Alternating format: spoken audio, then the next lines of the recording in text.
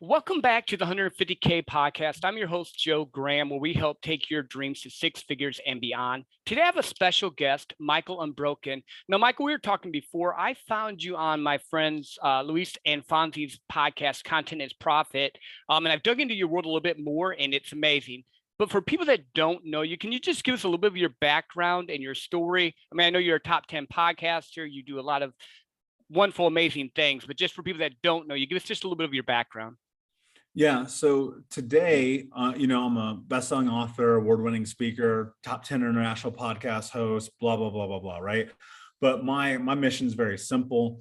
It's to end generational trauma in my lifetime, so another kid doesn't have a story like mine.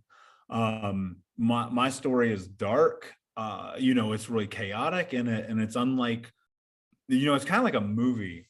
Sometimes I think about it, I'm like, holy shit, is this real? When I was 4 years old, my mother, who was a drug addict and alcoholic, she actually cut off my right index finger. And people always be like, well, how could your mom ever do that? And the truth is, hurt people hurt people.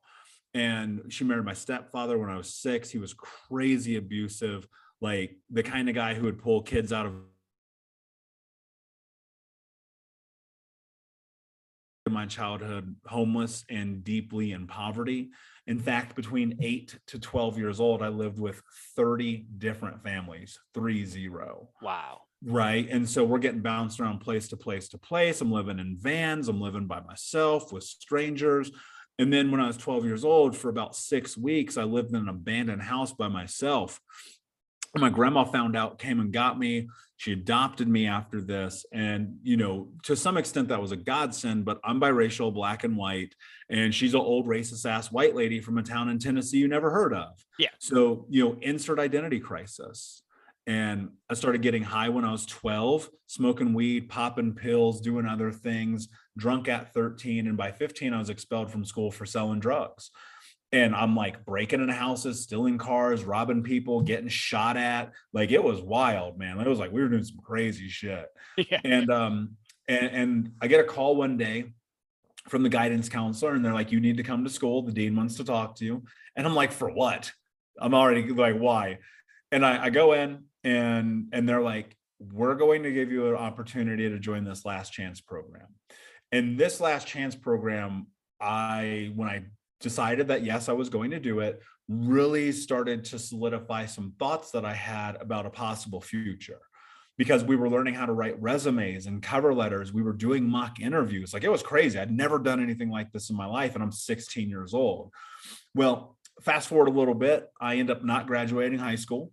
I get a call from my girlfriend one day, and she's like, your name's not on the graduation list. And I was like, oh, fuck. Yeah. And my first thought was like, Joe, I literally knew. I knew what it was. I get in the car, I drive to school, I go upstairs, second floor, corner of the building. Mr. Bush, my business teacher, irony of all ironies, is the one who failed me. And I walk up to him and I'm like, how dare you fail me? Like, being an ornery 18-year-old. He goes, I didn't fail you. You failed yourself. And then he told me the most important thing anyone has ever told me in my life. He goes, if you want to get by in life, you've got to earn it. You cannot get by in your charms and your good looks. And that changed everything for me. And I had to go to summer school. I was super embarrassed. All my friends uninvited me from their graduation parties. I became the laughing stock of the school. It was awful. It was awful. And I get in summer school, and the teacher in summer school goes, dude, you know what? We're done with you. We're just going to give you the diploma. Get out. And I was like, that's literally the opposite of what just happened to me. Like, what is going on? Yeah. And so I'm working this job at this warehouse. I'm putting microchips in motherboards all day long, 12 hours a day, and just watching despair in people's eyes, watching desperation. Like, this is where dreams go to die, man. Yeah. And everyone kept telling me, just do a good job, and then one day you'll be manager. Do a good job, and one day you'll be manager. And I got fired, probably because I was stoned. And I'm sitting in my car, and I'm like, all right, hold on, time out. What is happening right now? What is the solution for this? Poverty, homelessness, abuse. I was like, it's money. It's got to be. What else would it be? And that day I made a declaration to myself. I said, I want to make $100,000 a year legally by the time I'm 21. Mhm. And the legal part was super important, man. Because Joe, I got family in prison for life. I've been in handcuffs more times than I can count. And my 3 childhood best friends have been murdered. Wow. Like I knew where I was going.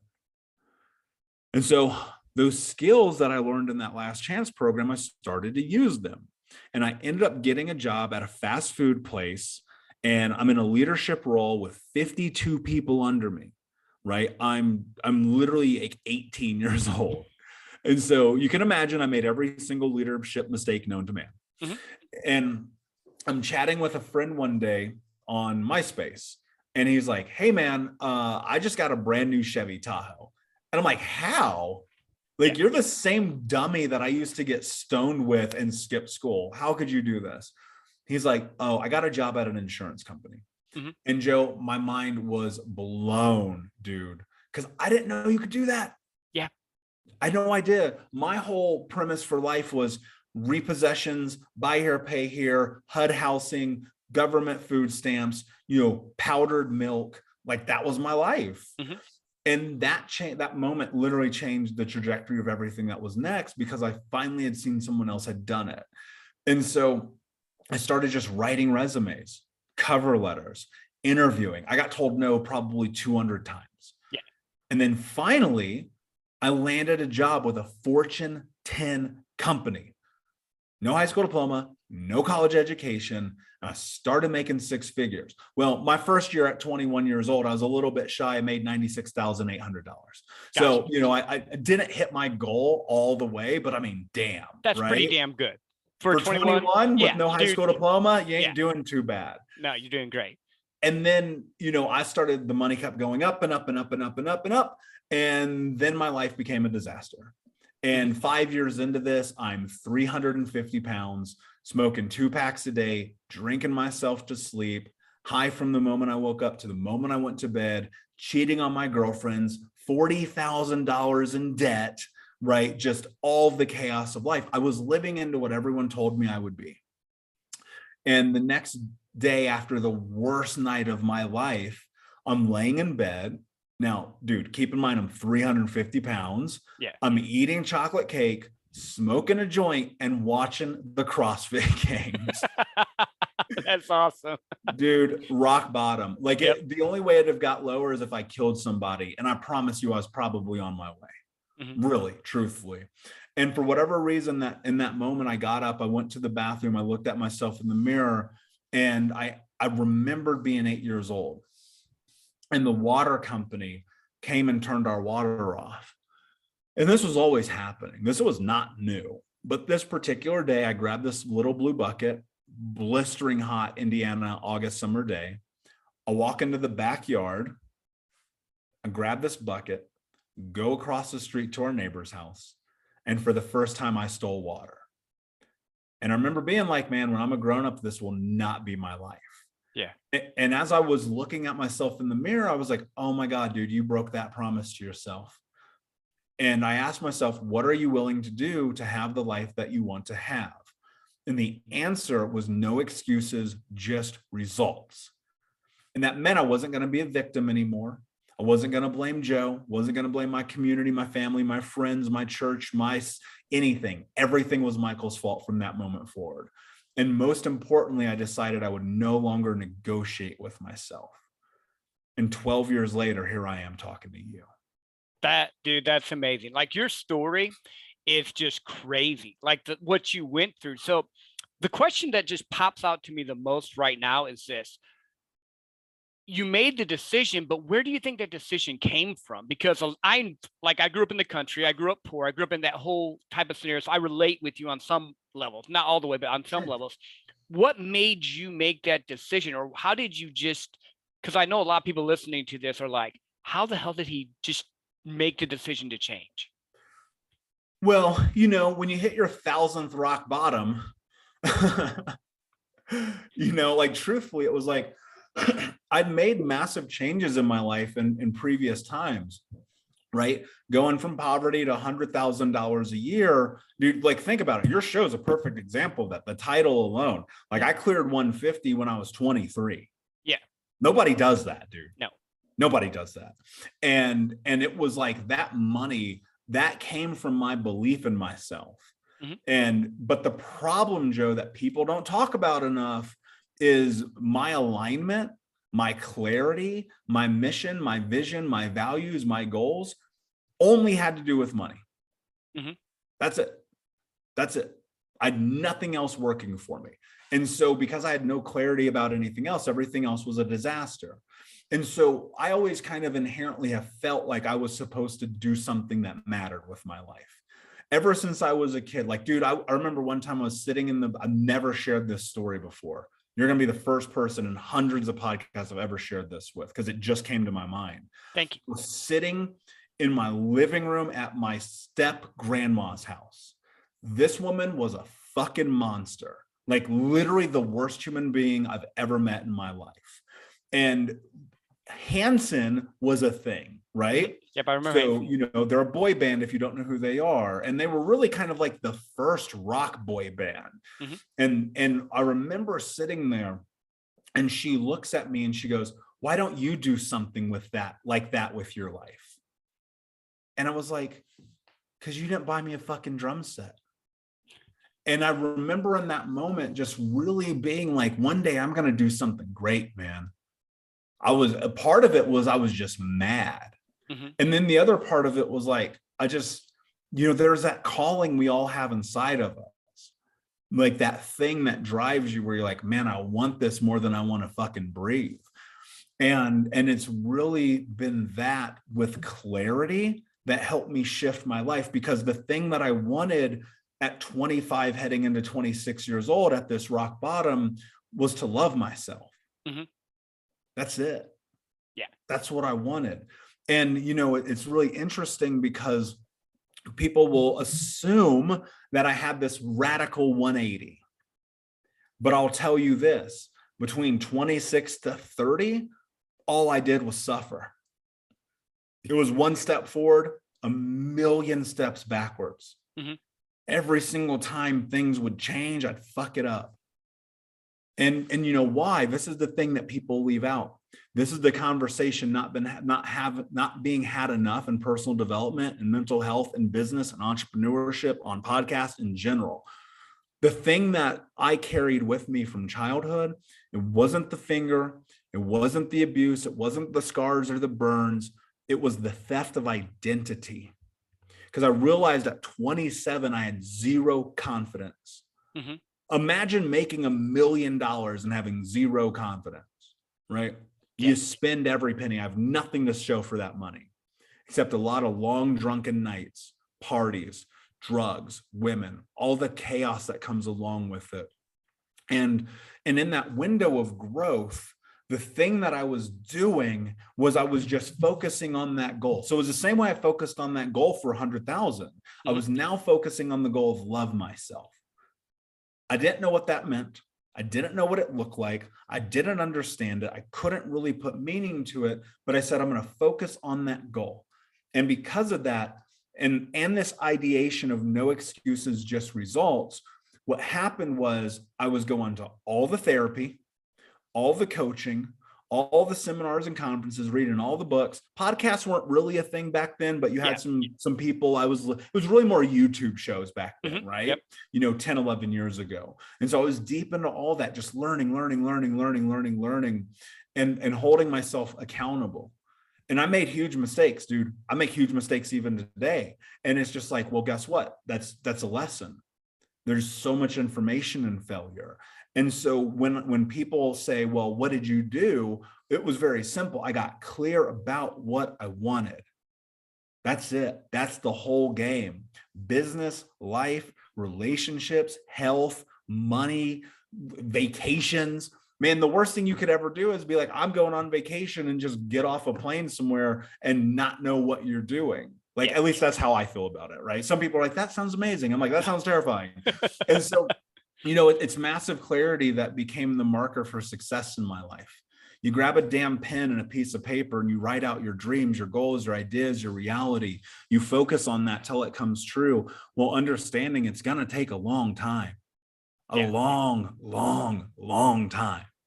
And, I love entrepreneurship, but, I'll tell you this, after being an entrepreneur really my entire life, running multiple companies, building multiple 7-figure companies, doing a lot of things I've done in the mental health space, so much of it is about the clarity I have. You have to know what you're doing, and most people don't. And so the reason that I've been able to find success in this is because I just got clear. I said, and then I don't argue with myself. I don't negotiate with myself, and I move towards it. And entrepreneurs and business owners and people trying to have successful careers, the reason why they can't is because they're negotiating all the time. They're negotiating every day. Man, I love that. You hit so many amazing points there. The one that popped out to me first was you had to figure out and love yourself, because making money is making money. And then there's times when you made that decision and then you actually had to go through the process of growing into who you are now. And I think a lot of people are like, oh, well, you can just do this overnight or do this one course or this one thing. And it's not that way. Like, I've been in sales 15 years. I didn't start breaking the 100K barrier until like 5 years ago. And it was that process of learning and growing and messing up. So let's talk a little bit deeper about that. Why do you think it is? Well, I mean, I think we know how it is, but why do people, I think entrepreneurs and business owners run toward a thing to hide from really truly finding their passion or purpose or themselves?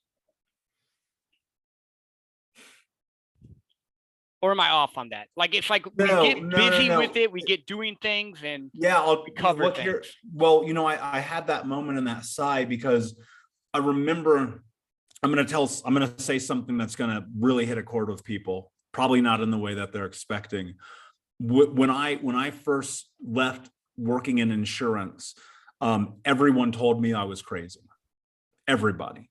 You're never going to make this much money. You're never going to have this much success. All of my friends had master's degrees, bachelor degrees. Like, one of them's like a huge corporate lawyer. I was trumping them in money, right?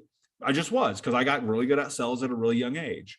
And when I made that transition and I started building my first legal business, which is really important. Yep.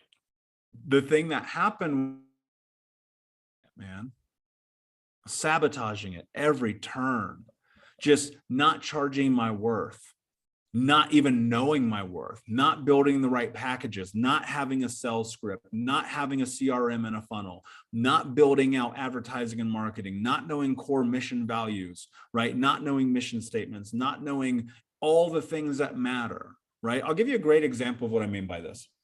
Today, like, think Unbroken, like, look, I'm wearing my brand. It's on my hat. It's on my clothes. The fucking hex code for this gold is DAA520. Tell me you love your business. Tell me your hex code. I dare you, right? The reason, and this is going to be uncomfortable for people to hear, the reason you suck at your business is because you actually don't give a shit about it. You don't love it so much that you're willing to work 18 hours a day. You don't love it so much that you're going to say no to all of the people who want your attention all the time. You don't love it so much that you're going to invest in reading all the books and going to all the conferences and listening to all the podcasts and creating all the plans and writing all the SOPs and learning all the brand colors and all of those things. And that's okay, but you have to admit it to yourself. And that's the reason why people don't succeed in entrepreneurship, because they're like, man, if I could only make $100,000 a year, I'd be happy. Okay, great. What are you actually doing? Like, what are the actual executionable steps that you're taking every single day to build revenue in the business?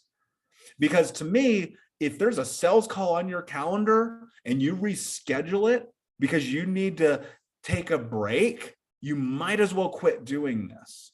And that's not to be defamatory, man, because look, you need a break. I'm talking to you in my living room right now. Today was a vacation day for me. You know what I'm saying? And I was like, well, I held my commitment. I told Joe, no matter what, I'm going to be on this show today.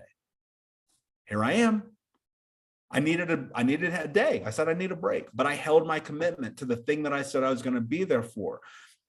And the reason why people get in, and I'm going to go deeper into this, so people need to hold on and really hear this.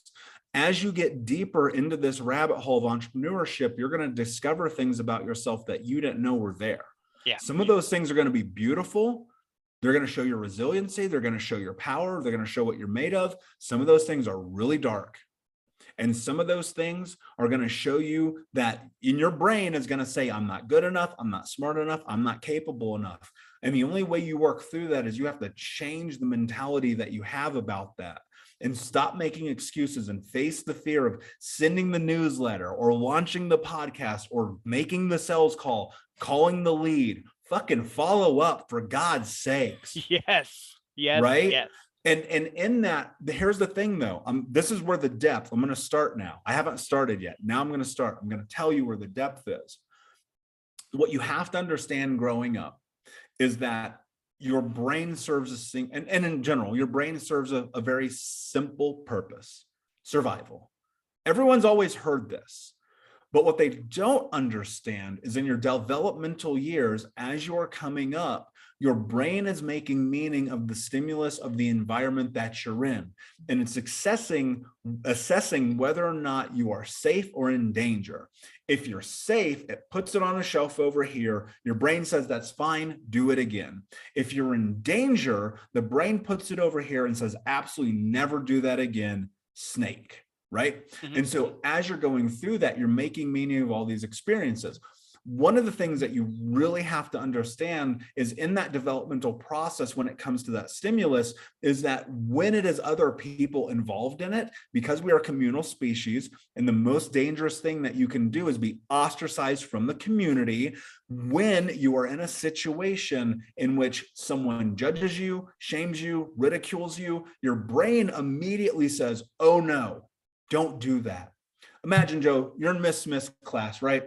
3rd grade, you're coloring. She gives you a house. You start coloring the house. You decide to make the sun purple. Mm-hmm. And Miss Smith comes up to you. She goes, Joe, the sun's not purple. And she laughs. And the class laughs. And as an adult, you hear that and you go, well, that's not a big deal. But as a 9-year-old, your brain goes, holy crap. Everybody in this room just judged me. I can never be myself again, or I'm in trouble. And what happens is your brain says, I can't be me. I can't show up as myself. I can't have my wants, my needs, my interests, no boundaries, become a chameleon, placate, bend yourself to the world for safety. And the worst part about that, Joe, is that serves you. For me, that served me. The most dangerous thing, the fastest way for my stepdad to slam my face into a wall was to have an opinion. And so I learned to not be me, and you learn not to be you. Sometimes it doesn't have to be this crazy shit like mine. Sometimes it's this really small shit like I just laid out. And so after that stops serving you, because you're 22, 37, 52 years old, the thing that you have to really be able to track, and this is why that adage, know thyself, is so important. You need to understand causation and correlation, meaning effectively rhyme and reason. Why do you behave like this? Well, okay, I avoid sales calls, I don't follow up, and I don't tell anybody about my product because when I was 9 years old, Miss Smith ostracized me for the idea that I have that felt true about who I was. Well, shit. You mean to tell me that one thing that in passing probably didn't matter actually matters a lot? Yeah.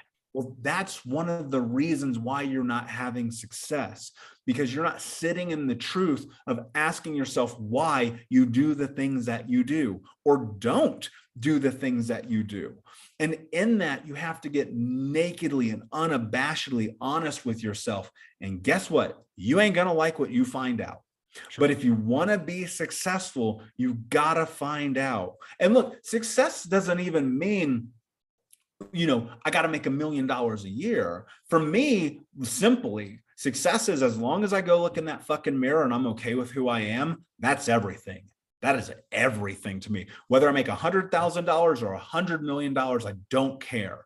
And that's the thing. You've got to know yourself. And so if you're to answer your question, probably in the longest way humanly possible, it really does come down to being able to create a framework of understanding about what led you to this moment, sitting in that in truth and honesty, not beating yourself up, having some grace for yourself, and just simply going, you know what? I understand that now. And then making a decision. Are you going to continue to let that thing be in the way of your success, or are you going to shut up and do something about it? Yeah, no, that, again, a ton of very good stuff. So how do people start to open that up? Because like I'm hearing what you're saying, but like you said, most people don't like to go into the dark place. Most people don't like to deal with, the stuff that holds them back or they're afraid of. So how do they start to step into that and make the changes? Yeah, by stepping into it and making the changes. It's like how do you write a book? You sit down, you write a book. How do you start a podcast? You sit down and you start a podcast.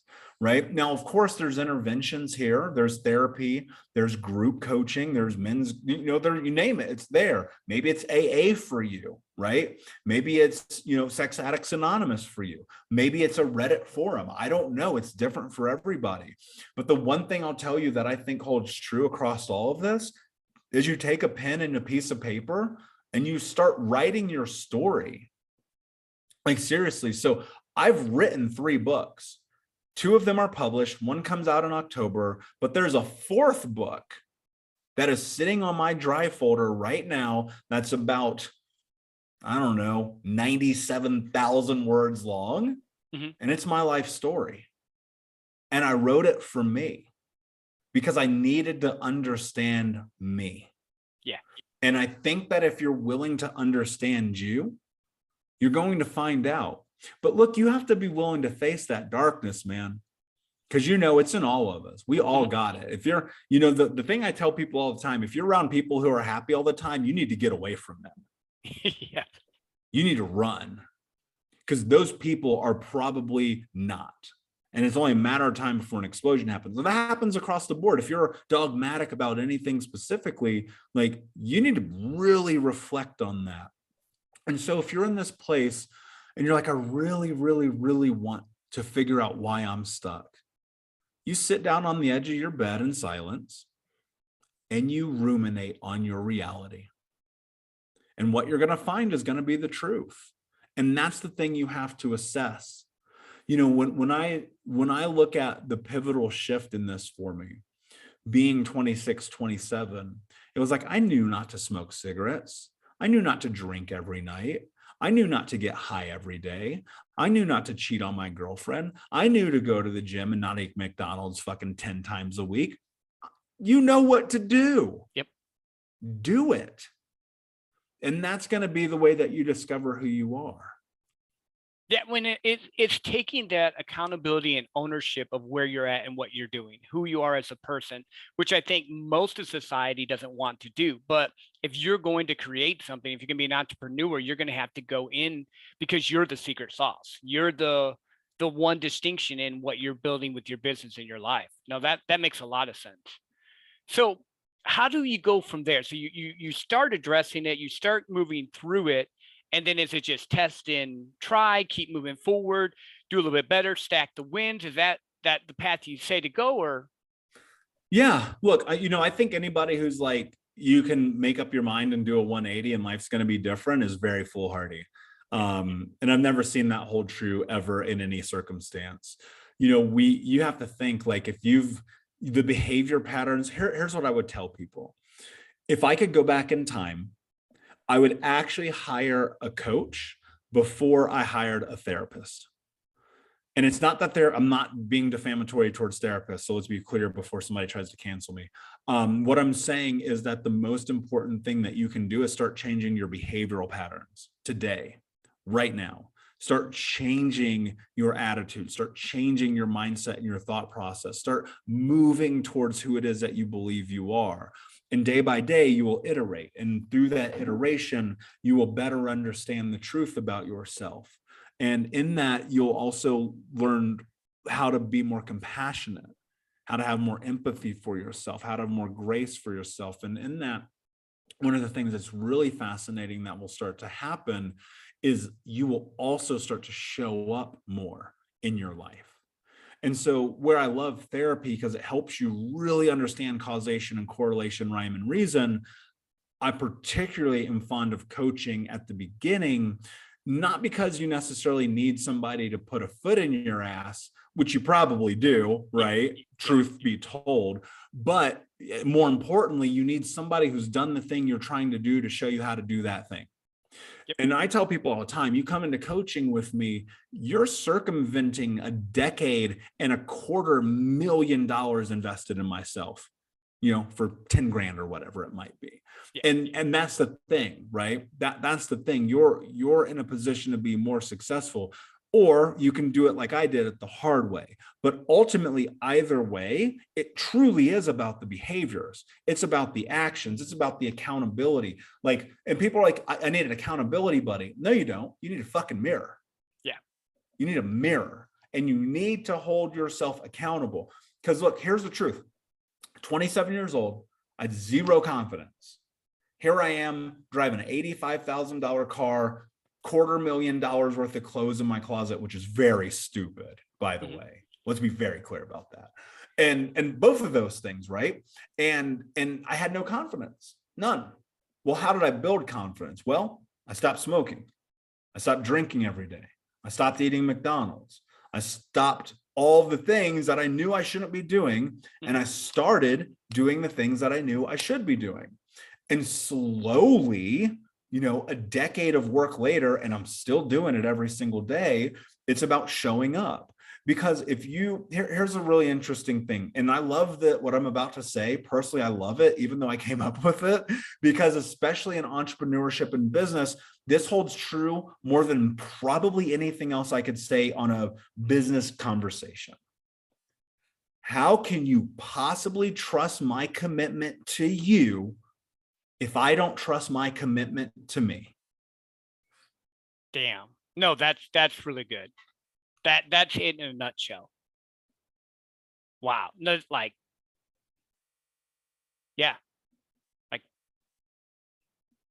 you can't. There's no way you can. If I can't trust that you're going to do the thing you say you're going to do, how can I trust what you tell me to do or suggest I do? Yeah. If I go and I find myself a coach.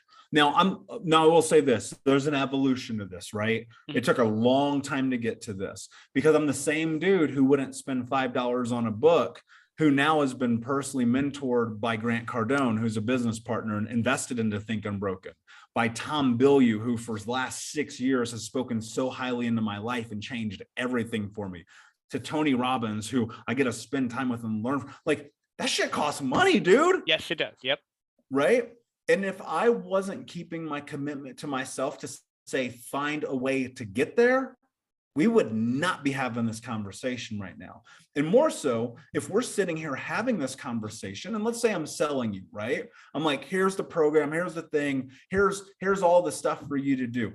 And look, I'm not trying to be an asshole with what I'm about to say, but I really want people to hear what I'm about to say. I was at one point in my life, 350 pounds. There's pictures. You don't believe me? Go find them. They're on the internet. It's 350 pounds. If I were a personal trainer and I tell you, Joe, I'm going to help you get in the best shape of your life, and I'm 350 pounds, what do you think your percentage of success on that's going to be? 0 to none. 0 to none, right? Nothing. Yeah. And if you hire me, you have lied to yourself, because you're looking for a cop out. Yep. Right. And so today, now looking at my life, obviously not 350 pounds, not smoking, not drinking, living a life of abundance, living a life of happiness and peace and joy and fulfillment and chaos, of course, because it's life. Yep. Would you hire someone who looks like the thing that you want? Yeah. And if not, don't hire them. It makes sense. Because they're not going to follow through. Yeah. When I think we're in the day and age of people like the idea of being coaches, but they really don't always have a actual niche or something that they can do stuff with. Like for me, I do sales coaching, right? But I've done sales for 15 years. I understand that vein, but I wouldn't go and try and tell someone or teach someone on accounting or something that I have no concept of, because it makes no sense. Why are you going to go and just hire someone that has an idea about it, but doesn't have the skill set, like you talk with Grant Cardone about sales, I'm sure, because he's a master of sales. Tony Robbins, inspiration, you have different people in your life that will pull you, but they have the fruit of it. Tom Bellew is amazing. Like, I've watched him. He has $1 billion company. Like, when you were talking about the YouTube stuff, I used to watch Tom Bellew and Gary Vee back in the day when I was struggling, trying to get through stuff, dealing with stuff, and those guys changed my life. So like when you mentioned them, like instant credibility in my mind with you because I know who you work with. Yeah. Well, and look, but here's the thing too, keep in mind, I mean, there's a period of time where those people were untouchable to me. Like you can go look it up. 6.5, almost 7 years ago, I was on one of the very first episodes of Ask Gary Vee show. Right. Mm-hmm. I just started putting myself out there, starting believing I could be in contact with these people, starting to look at I have a copy of a Success magazine that has Gary and Tom and Tony and Rachel Hollis and Michelle or Marie Forleo and Prince EA on it. And I look at that, it's on my desk at my office. And I go, I'm going to be on the cover of that magazine with them one day. You have to believe this shit. You have to visualize it. You have to look at it and say it is possible. And look, I think people get really, the idea about money is conflated, and people will say, I'm going to close my eyes and visualize $1 million. Yeah, that's great. But how are you actually going to get there? Yeah.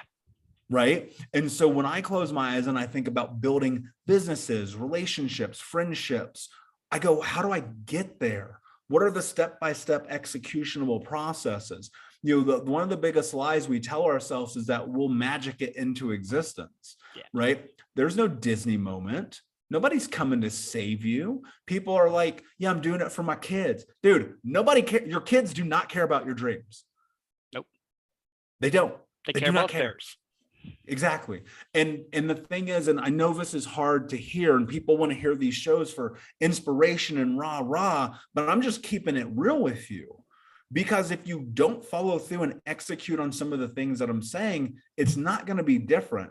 And it's not that I'm perfect. And people will be like, well, what's the biggest business you've built? 5.5 million. So if you build anything over 5.5 million, I'm probably not your guy, right? Mm-hmm. But this isn't called the 5.5 million podcast. No, and so these are baseline foundational tools that you can start executing against today to see results. Mm-hmm. And that's the thing. But it all starts, people are always like, well, what's step one? Dude, step one is all of it. Yeah. Well, and that was the whole purpose of me starting this podcast, was getting people to a spot where they could start to actually dream and not have financial pressure. Because if you make over 100,000 a year, you're not worried about paying bills normally, unless you're really bad with your money, Yeah. Like when I finally got over it, I was like, I went and did the trips, did all the stuff. I'm like, well, what now? And I was like, well, I want to help dads and people that are like me that want to, be able to dream. So that's why I started the podcast. And I just love what you said. You started where you're at. You visualized it, but you had a purpose in your visualization. It wasn't $1 million. So it's, I'm going to be connected with these people. I'm going to help these people. Yeah. And I look at this and I say, even my dreams of the future, right? What did I tell you at the very beginning of this? My mission is to end generational trauma in my lifetime, so another kid doesn't have a story like mine. That's the dream. I know exactly what I'm doing every day, Joe. And you can't do that. Like, I believe, and I've heard Russell Brunson say this a lot over the course of the last, and that he's a dude I don't give enough credit to. I love Russell. He's an amazing human being. Look at the world that we live in and think about it. The only people who are, this is Russell's words, not mine, I'll be clear. He said, entrepreneurs are the people who are going to change the world forever. Mm-hmm. I could not agree more. Because your dream, your mission, your message, your voice, it matters. And nobody's going to hear it if you don't shout from the fucking rooftops. Yep. And the only way you're going to have the confidence to do it is by doing it. Yes. And that's the hardest truth about this journey. Yeah. Well, and I think about that now because this podcast is a year old and I dropped episode 80 last week. And Amazing. It's like, in the beginning, it's like, there's no one listening. And then you have to just keep showing up and keep doing the thing. And I thought back just from what you're saying to my life, every time I've won, every time I've gotten those success, I might not have been the most talented, the best looking, the best idea. I just kept executing and learning and growing and just kept doing it. And I think that's the key that people miss. It's not that you have to be perfect. You just have to be perfectly you. Yeah. And you just got to keep going and trust that you're making the right decision. But also, and I want to say something I think is really important. Like, if you wake up tomorrow and you don't want to do it anymore, then quit. Know thyself. I tell people all the time, like, yo, I got one of the biggest podcasts on planet Earth. If I wake up tomorrow and I don't want to do it anymore, Joe, it is dead. I'm killing it immediately. Why? You have to honor yourself first. You have to. If I wake up tomorrow and I don't want to do Think Unbroken anymore, it's gone forever. And that's the thing people need to understand, is not being dogmatic, even in your own experience, and giving yourself permission to change. Because the same dogma about continuing to see it through when you're not passionate about it is the same dogma that keeps you stuck at $60,000 a year. Yeah. Yeah. Wow. Like, you're blowing my mind today, literally. And I've had a lot of different people on here speaking, but just this whole, I think that people are so afraid that if they start something and they quit, they're going to be looked at as a failure. But then what you're saying is try things, do things. If it's not serving you anymore, stop it. It's that simple. But we get so caught up in, well, how am I going to look, instead of who am I going to impact? Nobody's watching, so shut up. Yeah. That's what I think about it. Like, nobody's watching. It's fine. Yeah. I'll do a social experiment on social media. Sometimes I'll post something really polarizing that I know is going to piss people off, just to see what happens. I know that's a weird thing to say, but I'm going to tell you why I do that. Because of the way that attention moves in this space, in this world, in society today. For 24 hours, you're going to get destroyed. And at 25 hours, nobody's going to care anymore. Yep. So you might as well go and do the thing that you want to do. Yeah. It's crazy though, because most people get caught up in doing what other people want them to do or other stuff. And as I've gotten older, I've gotten to the point where I've just started to be like, okay, cool, I'm going to do what I like to do. I do the podcast because I like doing podcasts. I help people with sales coaching because I like doing that. I travel because I like doing that. And if I don't like doing it anymore, why do we do it? That's a really good point, man. Yeah. Well, and look, and it's about not beating yourself up because you change your mind. Yeah. You're allowed to change your mind. That's growth. The ultimate fixed mindset is doing the thing that you don't want to do because you think other people want you to do it. Yeah. Yeah. Well, and you mentioned this earlier, and I related with you with this. I grew up in the Midwest, and you're like, yeah, you go into the factory and you see the stuff. And no offense to people if that's what they want to do. But it's like most of the people I met in a factory, they're already dead. They're just punching the time clock. And look, for like, we have to be very, very realistic about that, because for some people, that is going to be that thing that provides for their family, that takes care of them, that covers the medical bills, and they may not even have the ambition to learn anything else. Yeah. And that's fine. You know, one of my family members worked at Allison Transmission for 30 years. He makes more money than both of us, I promise you. And he worked on that assembly line, got in that union, built that thing up, became the head of the union. I bet he cleared $100. I bet he cleared $1 million last year. Yeah. You know, and like, look, that's a one-off, right? But you know, ultimately it's about fulfillment. It really is. If you're happy every day going to be on the assembly line, great. But if you're going to complain, dude, shut up. Nobody cares. Yep. Nobody cares. Stop complaining. Stop. Because if you're complaining, that means you're not doing anything about it. And people will always, and you know, you see this, you sales coach people. And I'm gonna tell you the number one complaint that you get. Well, I always offer them the product and they never want to buy. It's the number one complaint you get. How do I know that? Because I've been in sales my whole life. And the reason why they don't want to buy is because you don't have the skills yet to help them understand why they need to make the purchase. Yep, 100%. And that comes from this place of like knowing yet being a very important word that you're not utilizing. You're just simply saying, I'm not good enough, so they're not buying. No. You're not good enough yet, so they aren't buying. And so it's about the continuation of the growth, of the effort, of the energy, of the trying, of the showing up, you know, because it's that's the process. That's how this works. You don't know enough to be successful yet. And you want it because you think you deserve it, but you haven't paid your dues. Yep. And your dues aren't necessarily like time. It's learning, it's repetition, it's asking. Because I guarantee you, if you really took everything that you've learned and you paid attention, you could build a $150,000 business in 30 days. Mm-hmm. You truly could. But you have to be willing to know your value, know your worth, create an amazing offer, create a sales script. I could talk about this all day long, but you have to, what am I saying? Create. This is all execution. Yeah. It's all execution. That's entrepreneurship 101. Yeah. And it's funny you say that, because you're correct. That is the number one thing I hear. The second thing is they don't know their worth. They don't understand the worth. And I'll admit it, I've even dealt with it. I've worked for multi-billion-dollar companies. I've sold millions of dollars. But when it comes to me, I'm like, well, should I charge that? Shouldn't I charge that? And it's just something I know I need to fix in me that I just need to fix, Charge more. You want to charge more? Charge more. Because look, here's the reality. Like I think about this all the time. One-on-one coaching with me is going to cost you more than corporate lawyers make. I'm the best coach in the country, in the world, when it comes to talking about childhood trauma and abuse. Nobody's better than me, period. That's not hubris.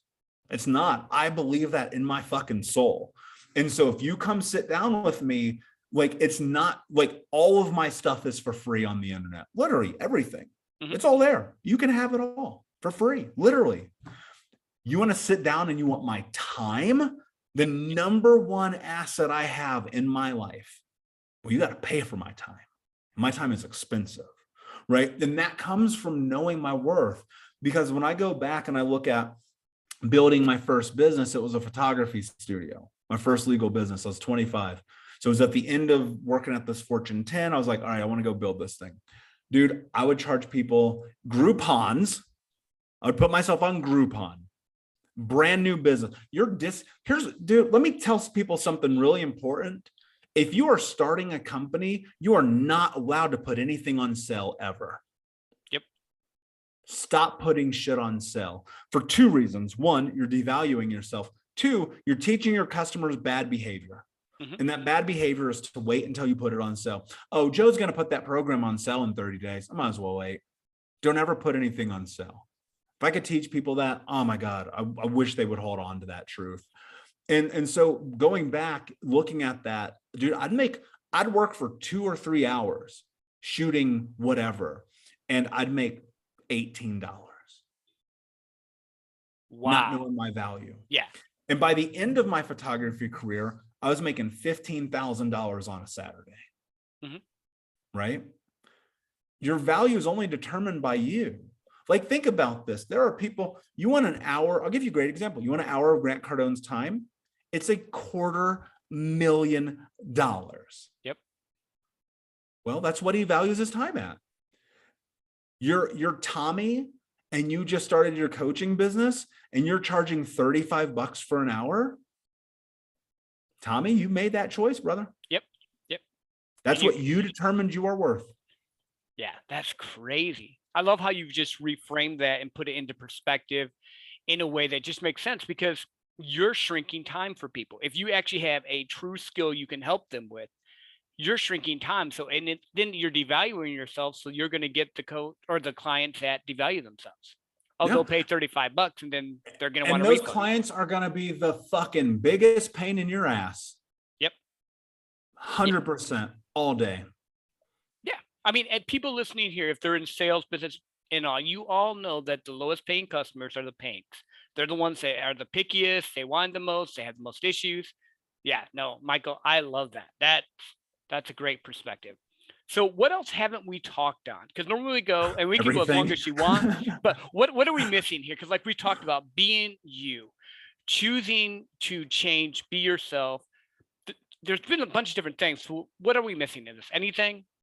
I think the most important thing that people need to do, and this is going to sound counter to everything I just said, but life is always a dichotomy. Life is always this and that. Right? It's not this or that. It's this and that. The space that you have to get into is the freedom of letting go of the past. It's gone. Joe, everything I've said is gone. I cannot get a second of this conversation back. And you have to let go of the future. because it hasn't happened yet. And that thing that you're trapped in, this idea about who you have to become, you don't know yet because you're not there. And instead, what you need to do is let go of both of those things. And this might be the most woo-woo shit about me. And that's because the present moment is the only moment that counts. When I go to restaurants with here, I'll give you an analogy that I think will help. When I go to restaurants with my friends or whoever, it doesn't matter. And if I get there first and I put my name on the list, next to your name, what does it always ask you for?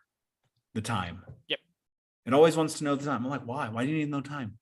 It's your restaurant. I'm here. Give me a table. And there's always the time on there. And every single time that I'm there and I put my name on the list under time, I write now. Joe, the time is now. It's not yesterday. It's not tomorrow. It's not 37 seconds ago. It is now. So if you let go of all the things that you cannot hold on to because they have gone, and all the things that you cannot touch because they have not yet existed, you will find this space of equilibrium. I love that. I love that. Yeah, being present in the moment. This is the only time you have. Like you said, you can't go in the past. You can't go in the future. You can only be now.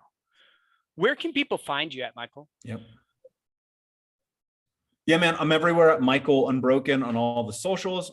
You can download my first book, Think Unbroken, literally for free on ebook. If you go to book.thinkunbroken.com, that's book.thinkunbroken.com. If you want to buy the book, I really don't care. Not my mission to sell books. My mission is to end generational trauma. I love it. I do. Michael, thank you for being on my show. I appreciate you. And for everyone listening, thank you as well. Share this episode. There's many people that need to hear Michael's story. And until next time, have an awesome, wonderful night.